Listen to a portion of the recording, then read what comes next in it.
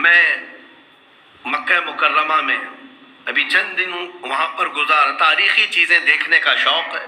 سیرت پڑھتے ہیں تو اس میں تطبیق دیتے ہیں, جا کر کے دیکھتے ہیں کن حالات سے حضور پاک صلی اللہ علیہ وسلم کو گزرنا ہوا.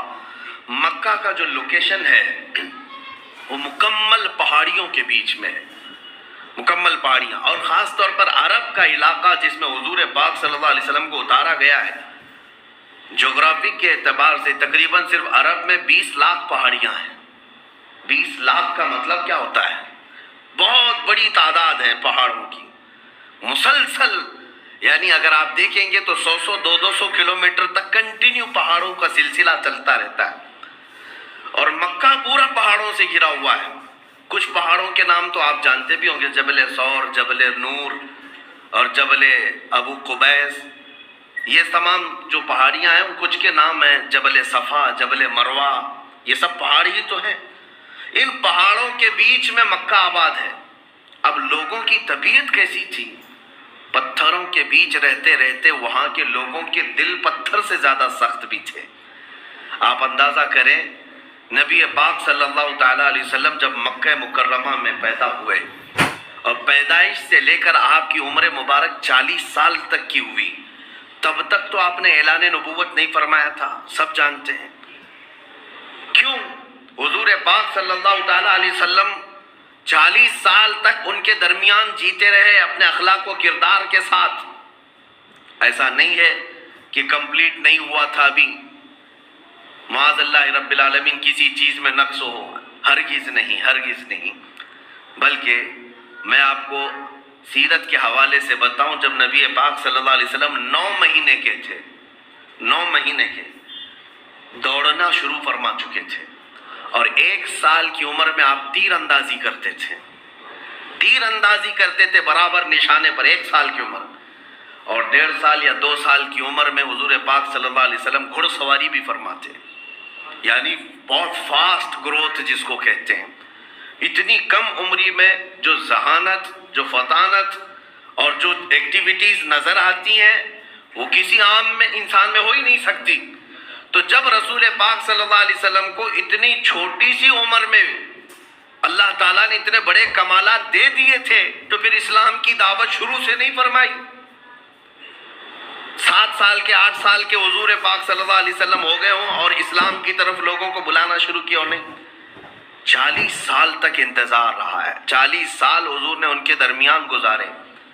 وجہ یہ تھی میرے عزیزوں, دل اتنے سخت تھے وہاں پر, دل اتنے سخت تھے, اور برسوں کے زنگ لگے ہوئے بتوں کی پوجا میں, بتوں کے پیچھے لگے ہوئے بہت سارے برائیوں میں. اس قدر آپ سنتے ہیں نا خالی, لیکن کچھ طبیعتیں ایسی سخت ہوتی ہیں جو پتھر سے زیادہ سخت ہوتی ہیں.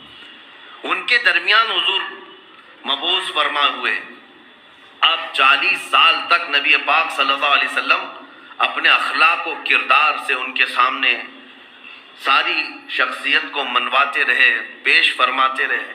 40 سال کے بعد جو مکہ والے کوئی ایک بھی آپ کی طرف انگلی نہیں اٹھاتا تھا, آپ کے اخلاق پر, آپ کے کردار پر, آپ کی سچائی پر, آپ کی امانت پر ایک آدمی بھی بول نہیں سکتا تھا. اس کے باوجود جب آپ نے اسلام کی دعوت پیش کی تو مجھے بتاؤ کیا جوق در جوق لوگ اسلام میں آ گئے؟ پورا مجمع, جس دن میرے آقا نے مکہ والوں کو بلایا تھا ایک میدان میں اور اعلان کیا تھا میں اللہ کا آخری نبی ہوں اور یہ دین اسلام ہے, یہ بتوں کی پوجا چھوڑ دو, معبودان باطل ہیں, جس نے تمہیں پیدا کیا اس کا سجدہ کرو. پورے مجمع میں لوگ ادھر ادھر کھجاتے ہوئے اٹھ گئے اور الٹی سیدھی باتیں کرتے چلے گئے.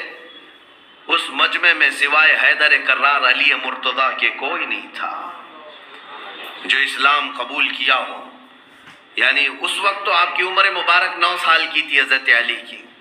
باقی مجمع میں اب میں آپ کو بتانا چاہتا ہوں کہ جس قوم کے سامنے حضور نے 40 سال اپنے اخلاق پیش کیے اور اس کے بعد جبکہ ایک عیب کہیں کسی کے سامنے نہیں ہے یا کوئی انگلی نہیں اٹھا سکتا, اس کے باوجود کوئی ایک بھی دعوت قبول نہیں کرتا, تو اس کا مطلب دل کتنے سخت تھے, کس قدر سخت لوگ تھے.